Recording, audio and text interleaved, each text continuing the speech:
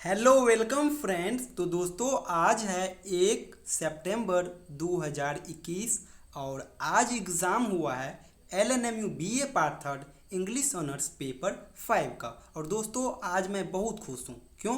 क्योंकि दोस्तों मैंने जो गेस क्वेश्चन किया हुआ था पेपर 5 के लिए एग्जैक्ट वहीं से हूबहू क्वेश्चन पूछे गए हैं। A to Z एक भी क्वेश्चन एक भी सेक्शन ऐसा नहीं है जो हमारे गेस किए हुए क्वेश्चन से नहीं आए हुए हैं।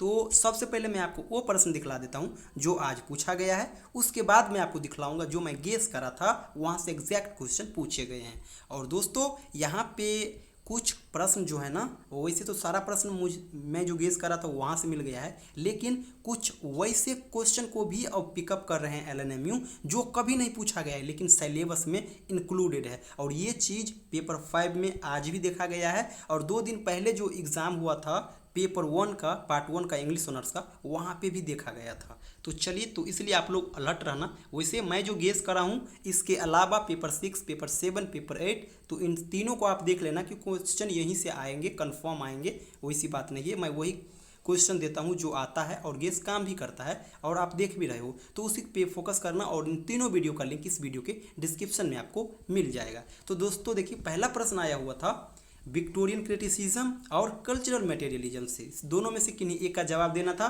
15 मार्क्स का ये था। दूसरा प्रश्न आया हुआ था दोस्तों, आपको मैं दिखला देता हूँ। दूसरा प्रश्न आया हुआ था एस.टी. कोलेरिज और T.S. इलियट से, इन दोनों में से भी एक को ही बनाना था और ये भी 15 मार्क्स का ही था।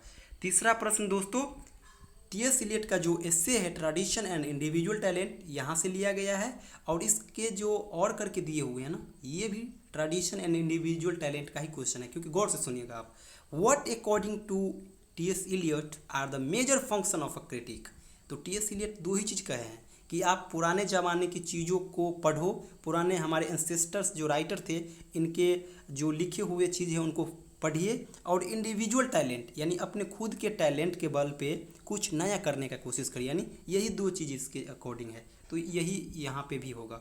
और चौथा प्रश्न देखिए, आपको पता होगा चौथा प्रश्न जो अनसीन पोएम होता है इसके लिए हम ही नहीं कोई भी गेस नहीं कर सकता है। सॉरी, पांचवा प्रश्न में जो अनसीन पोएम आता है, एक बार आप लोग स्क्रीनशॉट ले लेना, तो ये अनसीन पोएम है। लेकिन वैसे मैं जो आपको आइडिया दिया था इस सेक्शन के लिए वो अगर आप किए होंगे तो अच्छा मार्क्स जरूर आएगा।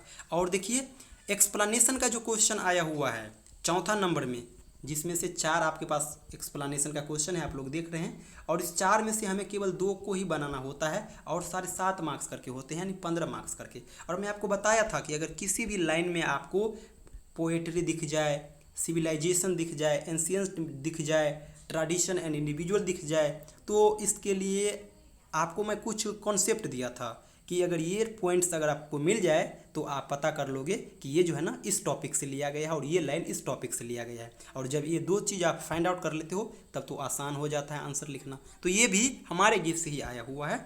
और अगला जो है ग्रुप डी में जो आया हुआ है, जो आपको केवल 2 का ही जवाब देना होता है। आपके पास टोटल देख रहे हैं ना, टोटल 1 2 3 4 5 6 ऑप्शन आपके पास है। और देख रहे हैं ना, right short notes on any 2 of the flowing, और ये 10 मार्क्स करके हैं। 2 क्वेश्चन का ही जवाब देना था आपको। और यहाँ पे पहले नंबर को छोड़ करके सारा हमारे गेस से आया हुआ है। इफेक्टिव पॉलिसी को अगर आप छोड़ दे तो ये जितने देख रहे हो ना हूबहू हमारे गेस से आया हुआ है। तो ये तब था 2021 में जो एग्ज़ाम हुआ है 1 सितंबर को, ये प्रश्न। अब मैं आपको दिखलाता हूँ जो मैं गेस किया हुआ था। तो देखिए, मैं आपको एक बार नहीं बल्कि बार बार कह रहा था कि आप न्यू क्लासिकल क्रिटिसिज्म और विक्टोरियन क्रिटिसिज्म इस 2 को फोकस करना, इसके अलावा कुछ नहीं पढ़ना। तो देखिए ना, विक्टोरियन क्रिटिसिज्म आ गया।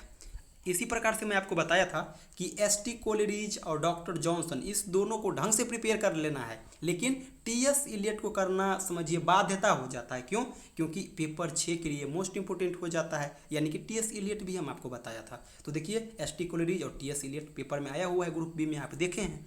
तो ये था यहाँ से। और देखिए, ग्रुप सी में मैं आपको बोला था कि इस दोनों को ही ढंग से प्रिपेयर करना है, क्वेश्चन यहाँ से आ जाएंगे। तो यही हुआ, देख रहे हैं ना, ट्रेडिशन एंड इंडिविजुअल टैलेंट से क्वेश्चन आ गए हैं। अनसीन पोएम का मैं नहीं बताया था। और देखिए यहाँ पे लास्ट नंबर का जो क्वेश्चन है, देखिए इको क्रिटिसिज्म भी आया हुआ है, स्ट्रक्चरलिज्म भी आया हुआ है, डिकन्स्ट्रक्शन भी आया हुआ है, एलेगरी भी आया हुआ है, कार्निवलिज्म भी आया हुआ है, पैथेटिक फलेसी भी आया हुआ है। देख रहे हैं ना, A to Z क्वेश्चन यहाँ से मैच कर रहा है इफेक्टिव फलेसी के अलावा। तो यही है हमारा गेस। और जो मैं किया था उसको आप आज के पेपर से कंपेयर कर सकते हो कि किस प्रकार से क्वेश्चन हमारे गेस से आता है।